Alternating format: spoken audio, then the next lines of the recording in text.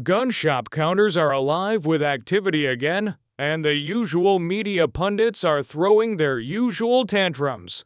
Racks that sat mostly untouched through much of last year are suddenly empty, and the anti-gun crowd up in Washington is scrambling to make sense of it.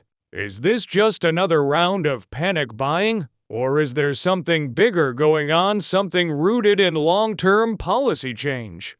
Could it be that Donald Trump's 2025 roadmap is exactly the catalyst gun owners have been hoping for? In this breakdown, we're going to explore what's really igniting this fresh surge in gun sales, how Trump's proposed policies are sparking a sense of momentum among lawful citizens, and why the same talking heads screaming about a crisis are quietly panicking over what looks like a cultural shift. They can't stop. The initial wave of buying kicked in the minute the election results started to solidify. I've chatted with dealers from the dry air of Arizona to the cold towns of West Virginia.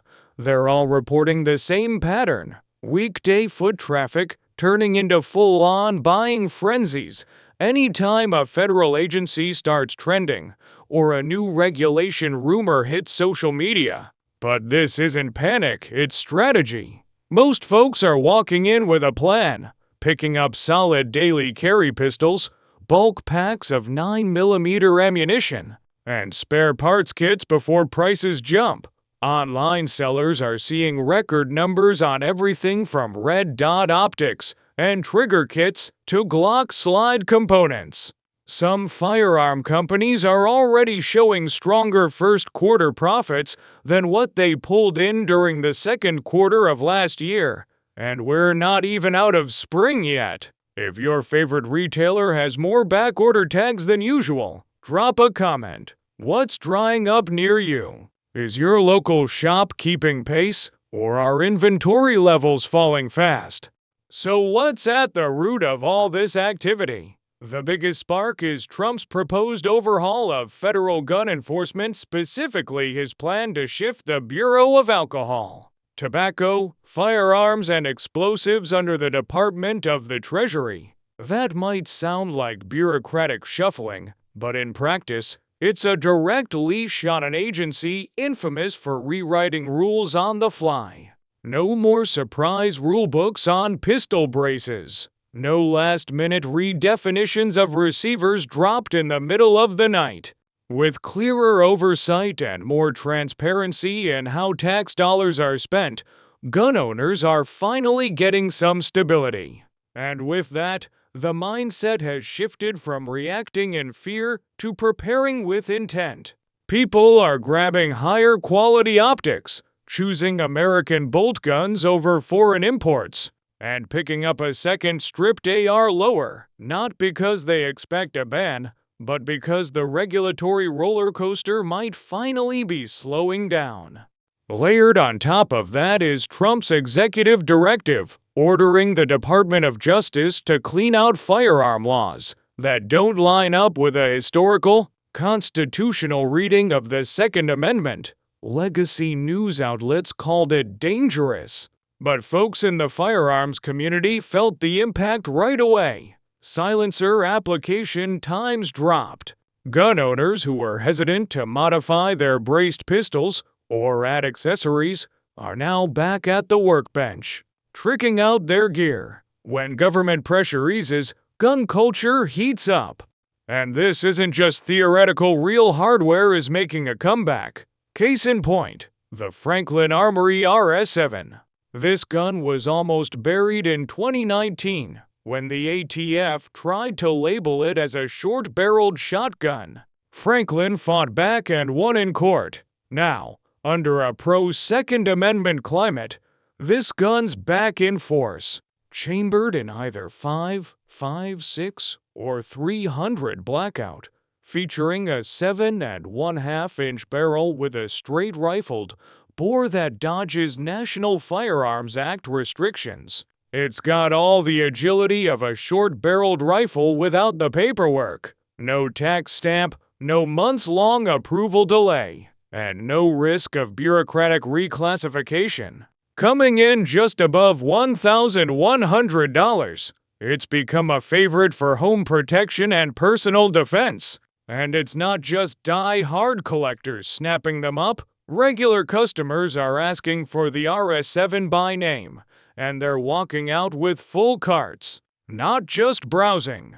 Now, let's talk about nationwide concealed carry reciprocity. The gun control lobby is spinning doomsday scenarios, warning that it'll unleash so-called armed tourists in places like Times Square. But those of us who carry legally know the truth. It's simply about fairness. If your driver's license works in all 50 states, why doesn't your concealed carry permit? People stuck in restrictive states like New Jersey or New York are already gearing up, buying compact 9mm pistols, booking training courses, and ordering new Kydex holsters before the demand wave crashes. Popular models from Sig Sauer, Springfield Armory, and Smith & Wesson are moving so fast that production lines are running double shifts. Even leather holster companies are months behind. Ammunition shelves are thinning too. Hollow point loads like Gold Dot and HST are being rationed one box per buyer in some stores. The law hasn't even passed the Senate yet, but the momentum is already shaking the supply chain. And while the press argues about reciprocity, another policy shift is fueling this sales spike. Trump's push to restore gun rights to nonviolent felons who've turned their lives around. Gun control groups are yelling about arming criminals, but this isn't about gangbangers, it's about folks who made small mistakes over a decade ago. Think tax issues or bounced checks from the early 2000s. People who've raised families, held steady jobs, and stayed on the straight path are finally getting a shot at restoring their rights. And the effect is already showing. Sales of pump shotguns, medium-frame revolvers with 4-inch barrels, and practical carbines for home defense are all climbing. These aren't crime guns, they're tools for responsible citizens ready to reclaim their personal safety. Custom gun building is booming again too, with the Biden-era restrictions on so-called ghost guns barely hanging on in court. Trump's legal team is working on restoring the traditional view that unfinished frames and lowers are just chunks of aluminum or polymer, no different from a hunk of steel until you finish machining them. That simple possibility kicked off a frenzy in the 80% builder community. Within 48 hours of the news, jig kits vanished from store shelves, and companies selling drill bits logged 3 months' worth of orders in just a week. The media keeps shouting about untraceable firearms, but every serious home builder I know keeps receipts, engraved serial numbers, and would comply with a real warrant if one ever showed up. What they won't do is register something they built with their own hands. That quiet, lawful stubbornness is exactly what the founders had in mind when they wrote a Second Amendment with no asterisks. And now, that original vision is gaining real traction. With Trump's appointments securing a strong majority on the Supreme Court, the Bruen decision reaffirmed that the right to keep and bear arms doesn't stop at your front door. It forced states to justify their gun laws based on actual historical precedent, and most of them can't. As a result, bans on standard magazines, long waiting periods, and purchase once, never transfer rules are falling apart nationwide. Gun owners are watching closely and voting with their wallets. Demand for standard capacity magazines is through the roof, and manufacturers who once held back on innovation are back at SHOT Show, rolling out bold new rifle designs with confidence. Let's get into tariffs. While left-wing outlets like The Guardian paint these trade moves as the end of the gun industry, the truth tells a very different story. Sure, Hiking duties on copper and steel nudges prices upward, but it's also triggering a renaissance in American production. Machine shops in places like Texas and Ohio are stepping up, cutting bolts and milling AR receivers from locally sourced materials. That translates into skilled labor jobs and a whole lot more gear proudly stamped with "Made in the United States." So yeah, you might drop an extra $25 on a range backpack, but that's nothing compared to some of the outrageous $100 firearm transfer fees pushed by anti-gun politicians in blue states. When lawmakers in California slap taxes on ammunition background checks and then cry foul over tariffs, it just gives pro-freedom brands a marketing edge they didn't even have to pay for.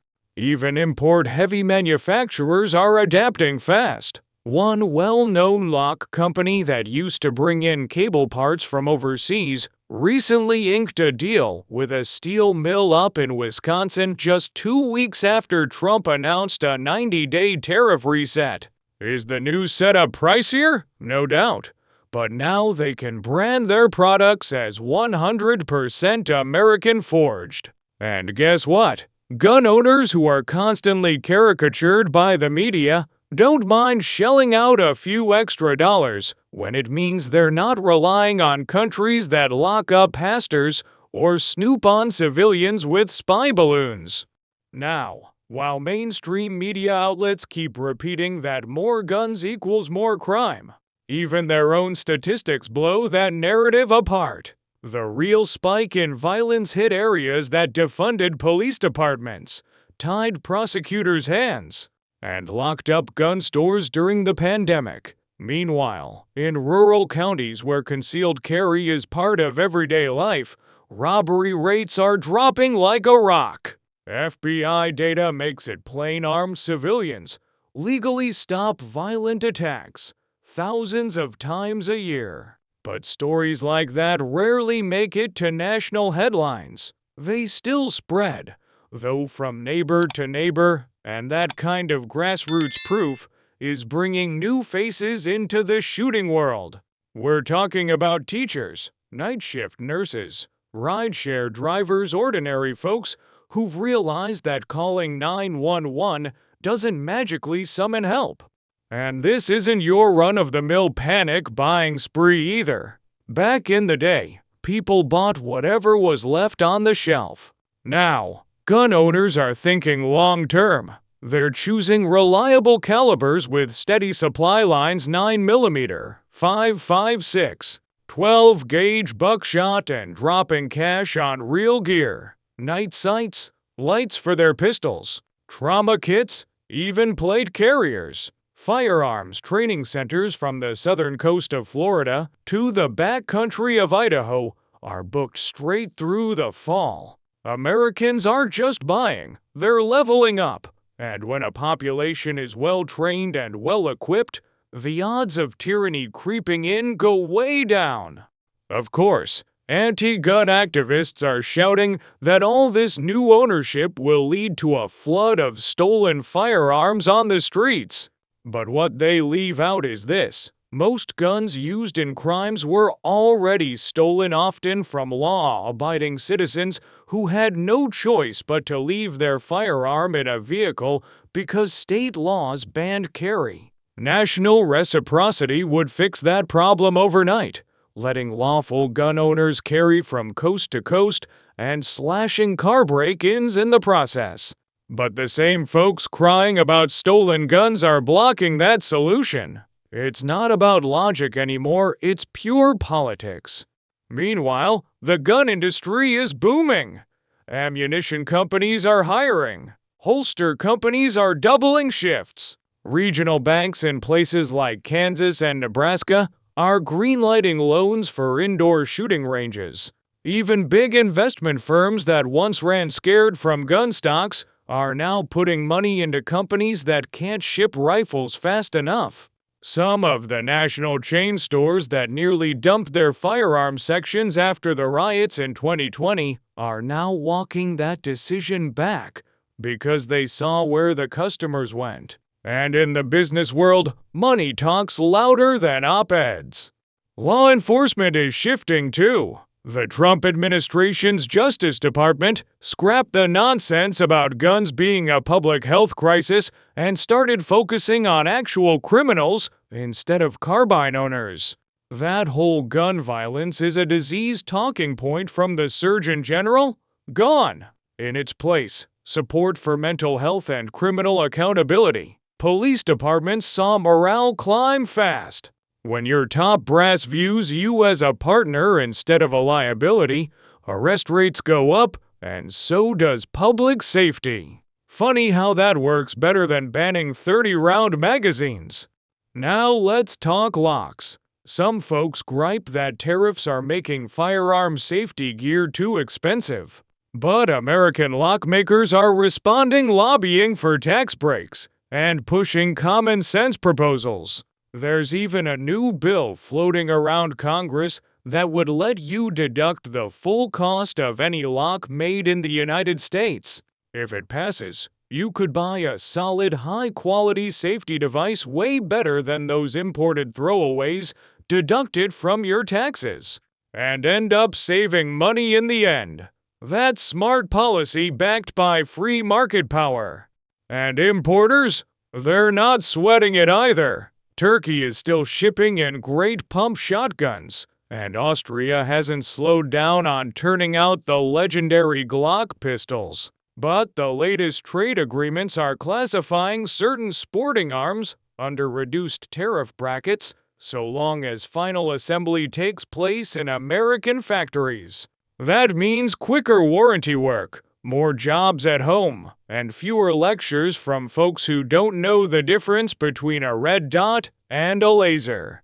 While gun control groups parade around poll numbers about Americans fearing violence, they conveniently skip over the surge in first-time buyers, especially among women and minority communities. Head to a local range night in Atlanta or Detroit, and you'll see what's really happening. Black women, young professionals, moms working double shifts, people who've decided that self-reliance is worth the effort. This isn't about nostalgia for the old days. It's a modern, diverse civil rights movement centered on personal freedom. At this point, it's clear how President Trump's 2025 plan is connecting the dots, shrinking the ATF's reach, making national concealed carry a reality, repealing anti-home builder rules, stacking the courts with constitutionalist judges, and bringing firearm production back to American soil. This isn't just one policy, it's a coordinated shift in how the federal government views gun ownership. And that consistency matters. After years of guessing games, American shooters are finally comfortable investing in their future again. Personally, I'm stocking up on small rifle primers and finally grabbing that optics-ready CZ pistol that's been calling my name. What about you? Planning for a new red dot? Maybe a fresh plate carrier? Or finally pulling the trigger on that lever action you've been dreaming about? Drop your plans in the comments. Hit that like button, share with your crew, subscribe, and ring the bell so you never miss what's coming down the barrel next. Appreciate you sticking with me. See you on the next one.